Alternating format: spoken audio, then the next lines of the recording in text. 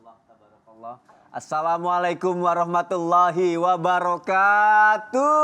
Waalaikumsalam warahmatullahi wabarakatuh. Jamaah jamaah. Alhamdulillah. Alhamdulillahirabbil alamin. Allahumma sholli ala sayyidina Muhammad wa ala ali sayyidina Muhammad. Alhamdulillah jamaah, kita ketemu lagi di Islam itu indah. Masya Allah. Ketemu lagi juga sama guru-guru kita yang Masya Allah sangat kita cintai. Karena Allah, kita akan belajar banyak pagi hari ini. Dan pastinya jamaah dan seluruh umat muslim di seluruh dunia lagi senang banget. Kenapa? Karena sebentar lagi kita akan memasuki bulan suci Ramadan. Harinya hari apa Masya sih? Allah, Harinya hari apa? Hari Kamis. Berarti Kamis depan kita sudah Puasa. Masya Allah. Tapi bener ya katanya kalau mau puasa Ya. kita harus bertobat dulu. Ya iya. Katanya untuk ngampunin dosa-dosa gitu. Karena kan bulan suci Ramadan, berarti harus suci dulu. Oh, harus suci dulu. Cuma caranya bagaimana? Kita bahas pagi hari ini. Tema kita adalah perbanyak tobat sebelum Ramadan. Masya Allah. Cuma caranya gimana ya biar suci? Oh, katanya lagi nih ada, bener nggak Bib? Mandi sunnah. Mandi sunnah. Katanya semacam, ini nggak tahu ya bener apa enggak ya, kayak tolak bala. Emang itu sama aja kayak mandi tobat gitu? Kalau Tolak mandi miskin sunnah. boleh gak? Pak pengen. Emang bener ada yang seperti itu Habib Usman? Ya akhir. Mohon penjelasannya dong Bib, Ya, silakan. Mohon Masoni, Ustadz Maulana, Ustadz Syam. Bismillahirrahmanirrahim. Assalamualaikum warahmatullahi wabarakatuh. Waalaikumsalam warahmatullahi wabarakatuh. Alhamdulillah. Alhamdulillahi rabbil alamin. Wabihi nasta'in ala umuri dunya wad din. Wassalatu wassalamu ala sayyidina wa habibina wa syafi'ina wa maulana Muhammadin wa ala alihi wa sahbihi ajma'in amma ba'du. Segala puji bagi Allah Subhanahu wa taala yang alhamdulillah pada pagi hari ini penonton di rumah udah duduk manis habis sholat subuh, wiritan sebentar, langsung kajian Islam itu indah, insya Allah penuh dengan keberkahan dan keridhaan Allah Subhanahu wa taala dan mendapatkan ilmu yang bermanfaat dari guru-guru kita. Amin amin ya Allah ya rabbal alamin. Banyak di antara kita yang orang zaman dulu nih itu biasa itu mandi dulu yuk sebelum Ramadan. Besok mau Ramadan dia mandi sampo lah, adus lah, inilah itulah. Apakah ada dalilnya? Ditanyakan apakah ada dalilnya? Apakah hadisnya? Dijelaskan bahwasanya mereka itu mengambil daripada sebuah penjelasan daripada ulama.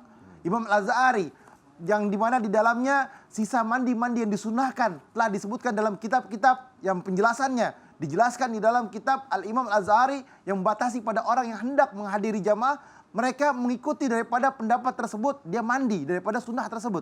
Tetapi sunnahnya Rasulullah Shallallahu Alaihi Wasallam, Rasulullah ketika masuk ke kota Madinah, Rasulullah ketika memasuki kota Mekah, yakni sebelumnya kalau mau ke Mekah kita biasa mandi dulu, mandi untuk menggunakan pakaian ihram, yaitu niat untuk tawaf, untuk umrah. Tapi kalau masuk kota Madinah, Rasulullah juga mandi masuk kota Madinah.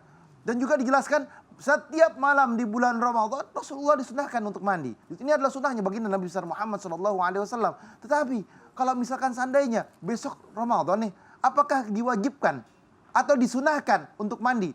Dijelaskan di dalam berbagai kitab, berbagai hadis. Di dalam kitab Lulu wal Marjan, Fathul Bari dan lain sebagainya tidak ditemukan hadis tersebut untuk sholat. Untuk mandi, untuk mandi yang dimana mandi tersebut untuk tobat atau niat apapun. Yang namanya mandi hadas adalah mandi yang dilakukan ketika orang itu berhadas. Yang namanya mandi dilakukan adalah ketika orang tersebut haid, nifas, hadas besar dan lain sebagainya. Tetapi sah-sah saja yang namanya mau masuk bulan Ramadan, dia mengikuti daripada sholat Jumat itu ada mandinya. Sholat Jumat kan khairu yawman tala'at al-syamsu yawmal jum'ah, hari yang berkah. Khairul yaum, hari sebaik-baiknya hari. Nah ini ketika dia masuk Ramadan, dia juga mau mandi. Karena apa? Ramadan adalah bulan umatnya Rasulullah. Bulan yang suci yang tadi sampai kasus Maulana. Bulan yang betul-betul di dalamnya penuh dengan rahmat, maghfirah, ampunannya Allah. Bulan yang istimewa. Bulan yang diberikan oleh Allah Subhanahu wa taala untuk umatkan Nabi Muhammad SAW. Mandilah mereka. Untuk apa? Untuk membersihkan dirinya dan mendekatkan diri kepada Allah. Dia berusaha untuk menjadi hambanya Allah yang bertakwa. Dia berusaha untuk memuliakan Ramadan, menyambut Ramadan.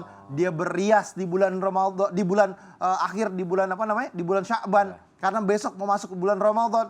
Diperbolehkan, tidak jadi masalah. Ada juga yang dimana mereka tuh bercampur antara laki perempuan. Ini yang nggak boleh nih. Mandi campur laki perempuan di sungai. Ini yang di dalamnya menjadi sebuah kemudaratan. Atau mandi di satu-satu tempat dikhususkan ada laki ada perempuan. Ini yang nggak boleh, ini yang nggak benar. Atau laki-laki dengan laki-laki tapi ketika kelihatan auratnya, ini juga tidak dibenarkan dalam syariat. Mandi di rumah diperbolehkan. Disunahkan juga daripada mereka apa? Menyambut Ramadan dengan senang dan gembira dan berharap akan di dalamnya penuh dengan ibadah. Oh, berarti sebenarnya ini nggak ada dalilnya, Nggak tapi ada kalau dalilnya. niatnya untuk mensucikan diri memasuki bulan Ramadan itu nggak apa-apa Betul, gitu. Habib. nggak apa-apa. Berarti nggak ada hubungannya juga dengan mandi itu sama dengan tobat gitu enggak ya? Mandi Namanya taubat adalah minta ampunan kepada Allah Subhanahu wa taala, salat sunnah 2 rakaat. Ada salat taubatnya. Iya, kenapa nggak sholat tobat aja? Makasih ya Bib ya untuk penjelasannya ya. Tapi kalau sholat tobat itu baiknya Hamin berapa sebelum Ramadan ya, Ustadz Syam ya? Karena kan tadi Habib bilang nih, kenapa nggak kalau mau tobat aja, ada sholat sunnahnya gitu kan? Mohon penjelasannya dong Ustadz Syam. Baik, bismillahirrahmanirrahim. Tabe, Habib Usman, Tafadhol, Maulana Masoni serta guru-guru kami yang dimuliakan Allah Subhanahu wa taala. Alhamdulillahirabbil alamin wassalatu wassalamu ala asyrafil anbiya'i wal mursalin sayyidina Muhammadin wa ala alihi wa sahbihi ajma'in. أصبحنا وأصبح الملك لله رب العالمين سبحانك لا علم لنا إلا ما علمتنا إنك أنت العليم الحكيم رب اشرح لي صدري ويسر لي أمري واحلل عقدة من لساني يفقهوا قولي واجعل لي وزيرا من أهلي آمين آمين آمين يا رب العالمين. Yang kita pelajari selanjutnya adalah salah satu amalan yang dianjurkan oleh baginda Nabi Muhammad sallallahu alaihi wasallam. Dalam sebuah riwayat, para sahabat pernah mendengar baginda Nabi SAW bersabda, tidaklah seseorang melakukan dosa ataupun kesalahan kecuali ia segera berdiri. Kemudian ia bersuci. Setelah ia bersuci, maka ia pun melaksanakan sholat 2 rakaat. Lalu memohon ampun kepada Allah Subhanahu wa taala kecuali Allah ampuni dosanya. Lalu mereka merenungkan ayat, ba'da naqul a'udzubillahi minasyaitonir rajim. والذين إذا فعلوا فاحشة أو ظلموا أنفسهم ذكروا الله فاستغفروا لذنوبهم ومن يغفر الذنوب إلا الله. Ayat di dalam surah Ali Imran yang selaras dengan ayat wasari'u ila maghfirah. Kemudian Allah katakan dan orang-orang yang ketika berbuat kesalahan. Jadi kalau ada kata ketika dan jika itu berbeda. Kalau jika bisa jadi enggak. Tapi kalau ketika pasti pernah melakukan kesalahan, namun tunggu kapannya aja gitu. Ketika ia melakukan kesalahan, mereka langsung segera zakarullah, mengingat Allah. Jadi kalau pertanyaan pertama, hamin berapa? Tidak ada hamin-hamin.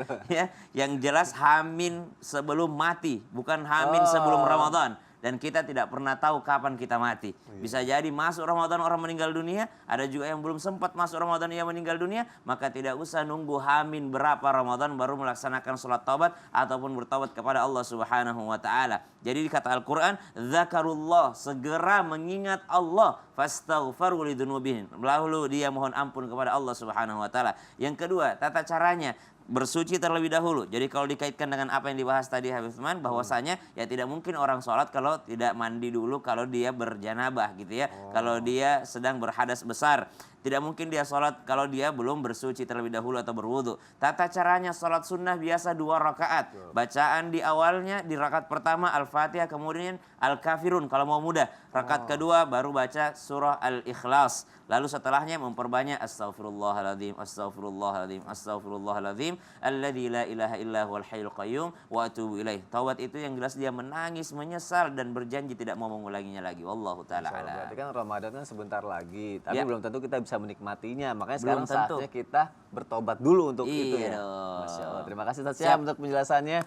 Jamaah kita lanjutkan lagi ya. Tapi ada tayangan yang mau aku kasih lihat dulu nih untuk jamaah yang ada di rumah. Ini detik-detik tertangkap di toilet masjid. Siapa? Lihat dulu aja. Siapa yang Silakan lihat tertangkap pencuri? tayangannya. Lihat dulu ya.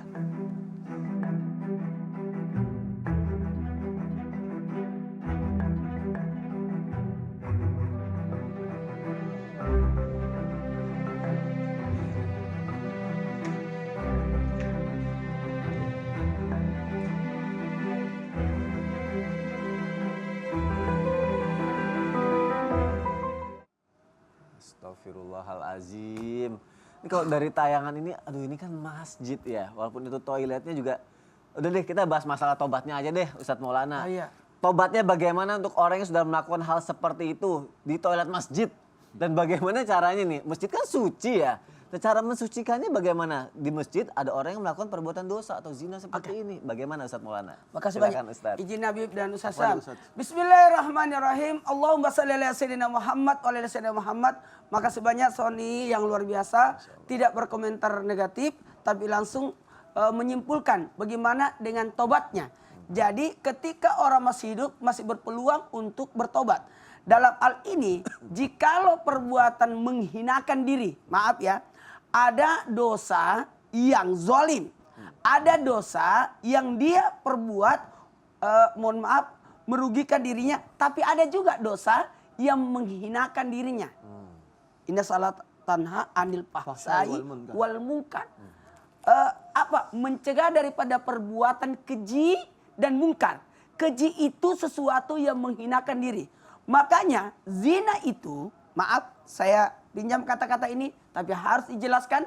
Zina itu kalau tobatnya, mohon maaf, ditinggalkan. Astagfirullahaladzim.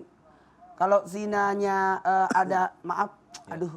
Nuksan. Ini banyak macam sebenarnya. Ya. Ada zina dengan binatang. Ya. Maka binatangnya harus dibunuh. Oh. Harus dibunuh. Kalau zina dengan manusia mohon maaf, kalau dia masih belum berkeluarga, belum beristri atau belum menikah namanya, maka dia diasingkan, dirajam diasingkan. Tapi beda lagi kalau sudah menikah. Sebaiknya kalau bertobat seperti ini, dia harus menjauh dari kampung tersebut sampai terlupakan. Sampai terlupakan. Karena dikhawatirkan setiap terlihat diingat lagi. Terlihat lagi, diingat lagi. Ya. Itu yang dikhawatirkan. Karena dosa seperti ini harus bertobat, berjanji tidak mengulangi, kemudian melupakan, terlupakan. Makanya orang yang seperti ini harus diasingkan. Diasingkan. Kalau dia berbuat di masjid itu, kalau perlu jangan lagi pergi ke sana. Karena ketika orang bertobat, tinggalkan tempat berdosanya, bahkan bertobatnya orang pendosa itu sampai membunuh 99, satu-satunya cara tinggalkan kampungnya. Karena kenapa? Jangan sampai terngiang kebiasaan yang menyebabkan terulangnya perbuatan dosa itu, tinggalkan. Atas apapun yang membuat, contoh, gara-gara nonton film, dia berbuat zina, maka tinggalkan semua yang seperti itu. Pencetusnya pokoknya ditinggalin. Pokoknya pencetus itu. Itu kalau memang mau bertobat. Itu. Baik lingkungannya, baik tempatnya, baik mohon maaf penyebab mempengaruhinya. Itu harus ditinggalkan. Makanya satu-satunya jalan adalah meninggalkan daerahnya. Terima kasih banyak tim Islamit Indah yang membelur. Bahkan kita tidak mau tahu di mana tempatnya. Mudah-mudahan, betul kata Mas Sony, mudah-mudahan dia bisa bertobat. Ini adalah cara kita berbaik sangka. Karena kita ini manusia biasa, tidak luput dari kesalahan dan kehilapan. Selama dia masih hidup, selama itu dia masih bisa bertobat. Selama nyawa belum sampai di tenggorokannya, artinya sebelum dicabut nyawanya, masih berpeluang untuk bertobat. Kita tidak tahu bagaimana skema ceritanya, maaf ya, atas apa yang terjadi, apakah dipaksa atau itu, mohon maaf, astagfirullahaladzim, dan kenapa juga dia melakukan di tempat itu. Aduh. Kenapa adu-adu Suka lagi? jadi kesal, keinget-inget yang kayak begitu.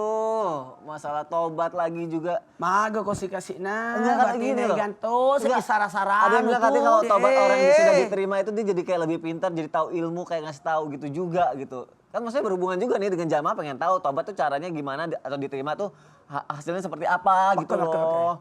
Si tengah-tengah narek keengka sama dosa. Mari ngeraki. Dan pengenap pengolah ta'ala beli mamalau pemeraja mania. Daripada acerena pengolah ta'ala loridi. Enggak ngerti. Kesigi perasaan. Ada apa ini pagi-pagi nih? Zaman nanti dilanjutin lagi ya di Islam itu Indah ya, biar pakai bahasa Indonesia aja ya. Tidak mengerti kah? Tidak mengerti kah? Ini nasihat buat kita. Ya udah ya, jamaah. Kalau mau tahu artinya setelah yang satu ini. Jamaah jamaah, alhamdulillah.